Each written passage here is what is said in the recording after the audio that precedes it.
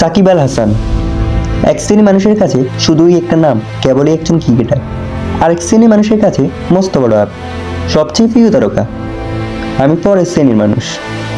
সাকিবের স্থান হৃদয়, সেখানে সে থাকে পরম যত্ন। সাকিব এমন একজন যার খেলা দেখতে ভালো লাগে। সাকিব বল করলে ভালো লাগে, ব্যাট করলে ভালো লাগে, এমনকি ফিল্ডিং করলেও। খবরে সাকিবকে দেখলে চ্যানেল পাল্টানো থামিয়ে দিতে ভালো লাগে। পত্রিকার পাতায় সাকিবের ফটো দেখলে লেখাটুকু পড়ে ফেলতে ভালো লাগে। ভিডিও স্ক্রল করতে করতে সাকিবকে নিয়ে কারো পোস্ট দেখলে সেখানে লাভ রিয়েক্ট দিতে ভালো লাগে। হ্যাঁ, সাকিব সাকিব ছোট একটা নাম, দ্রুত লিখে ফেলা যায়, নিমিষে উচ্চারণ করে ফেলা যায়। তবে হাজার হাজার শব্দ দিয়েও তার প্রতি জমে থাকা আবেগ বোঝানো অসাধ্য।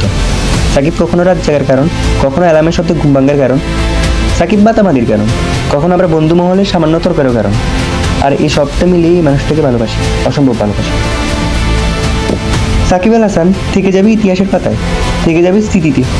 বেঁচে থাকলে বৃদ্ধ বয়সে নস্টালজিয়া ভুগতে ভুগতে তরুণ কাউকে হয়তো বলবো যে সাকিবের কথা তোরা শুনিস, পড়িস।